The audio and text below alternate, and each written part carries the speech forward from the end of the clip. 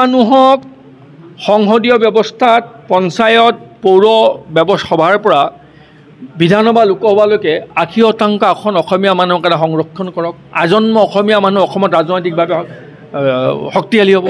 ৰাজনৈতিক অধিকাৰ আমাৰ পৰা কোনেও কাঢ়ি নিব নোৱাৰিব, কাৰণ ৮০% আসন অসমীয়াৰ বাবে সংৰক্ষণ হ'ব লাগে, কাৰণ এইটো অসম চুক্তিৰ ৬ নং দফাৰ পৰামৰ্শ আছে। কিন্তু সেই কামটো তেওঁলোকে কৰা নাই।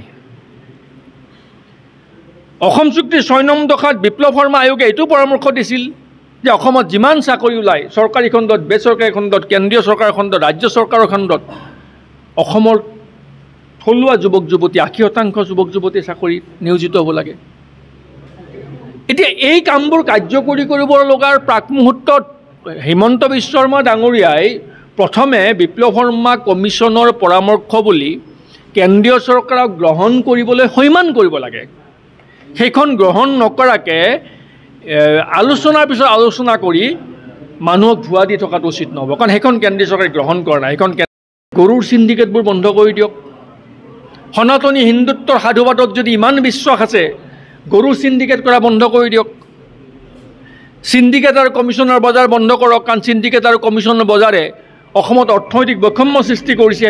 এমুঠিমান ৰাজনৈতিক নেতাৰ হাতত সমস্ত সম্পদ কুক্ষিগত হৈছে, বাকী মানুহবোৰ দুখীয়া হৈ গৈ আছে।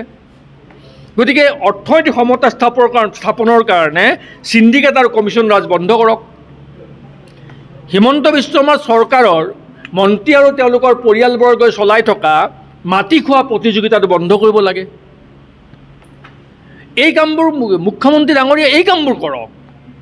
এইবোৰ কাম কৰি ৰাইজৰ প্ৰতি তেখেতৰ দায়বদ্ধতা প্ৰমাণ কৰক। আৰু এই কামবোৰ নকৰাকৈ কেৱল নিজৰ ৰূপ বাৰে বাৰে সলনি কৰি ৰাইজক ভিন্ন ভিন্ন কথাৰে ৰাইজক ভেলকিবাজি দেখুৱাই, ৰাইজক খোৱা দি, ৰাইজক টুপি পিন্ধাই কেৱল ভোট লৈ ক্ষমতাত থকাৰ যিটো তেখেতৰ প্ৰৱণতা, এই প্ৰৱণতা জাতিটোক বিস্তৰ ক্ষতি কৰিব। আৰু এনেধৰণৰ সংঘাত্মক কামৰ পৰা, আত্মঘাতীমূলক কামৰ পৰা বিৰত থাকিবলৈ আমি হিমন্ত বিশ্ব শৰ্মাক দাবী জনাইছোঁ, আহ্বান জনাইছোঁ। একে সময়তে পুনৰ দোহাৰিছোঁ যে বাংলাদেশীক মাটি আৰু অৰ্থ দি পুনৰ সংস্থাপন কৰাৰ অভিযোগত হিমন্ত বিশ্ব শৰ্মাৰ বিৰুদ্ধে ৰাষ্ট্ৰদ্ৰোহৰ গোচৰ ৰুজু হোৱাটো উচিত, তাৰ বাবে দাবী জনাইছোঁ। বিজেপি বিৰোধী চৰকাৰ হ'ব, এইটো নিশ্চিত থাকক। আৰু ৰাইজে ঐক্যবদ্ধভাৱে বিচাৰিছে, ঐক্যবদ্ধ হ'ব। আৰু সেই ঐক্যবদ্ধত এইবাৰ বিজেপিয়ে তৎ নাপাব।